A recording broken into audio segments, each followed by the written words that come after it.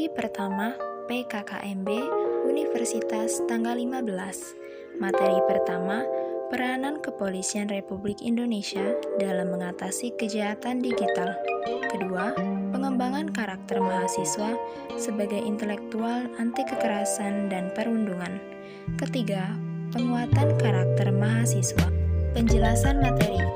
Dalam peranan kepolisian, mereka menggunakan UU ITE, yang artinya satu atau sekumpulan data elektronik dan tidak terbatas serta dapat dipahami oleh orang yang mampu memahami.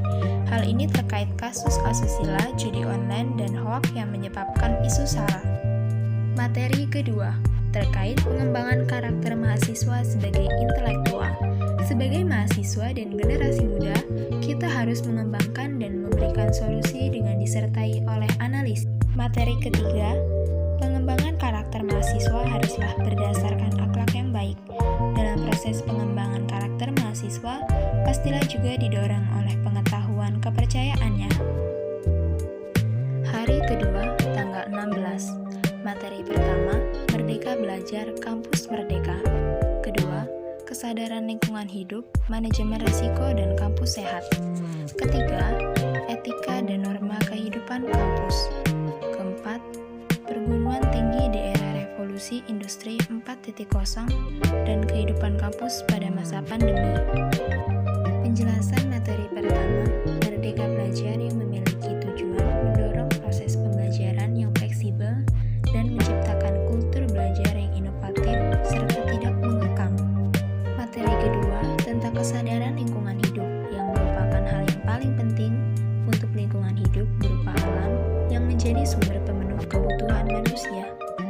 Materi ketiga mengenai norma dan etika kampus. Mahasiswa adalah sosok yang akan meneruskan langkah sukses di masa depan.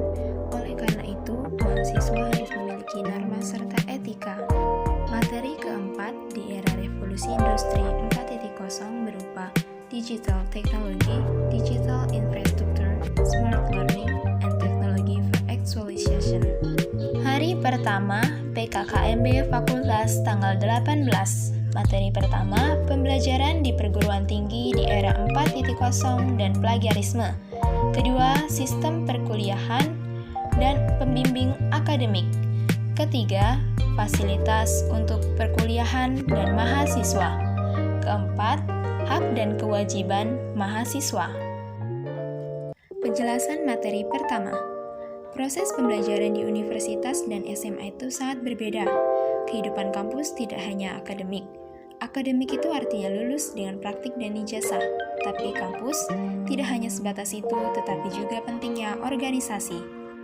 Selanjutnya, plagiarisme yang artinya mengambil hak orang lain saat kita membuat makalah atau skripsi karya tulis yang membutuhkan bahan. Penjelasan materi kedua berupa sistem perkuliahan dengan memahami teknologi di era 4.0 serta mengembangkan pengembangan iptek dalam inovasi berupa kemampuan kognitif. Penjelasan materi ketiga, kita harus mampu beradaptasi dimanapun dan kapanpun menjadi orang yang cerdas, mampu mengatasi di segala macam tempat. Masa depan itu sangat dipengaruhi oleh kinerja masing-masing dalam diri kita sendiri. Fasilitas yang dimiliki di kampus Unila menurut saya sudah sangat terpadu. Mereka memiliki fasilitas untuk para penyandang difabel dan juga memiliki fasilitas berupa klinik sampai perpustakaan.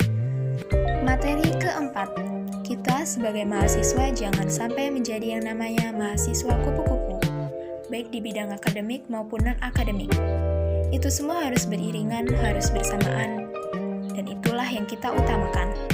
Akademik dan non-akademiknya merupakan kegiatan yang harus beriringan.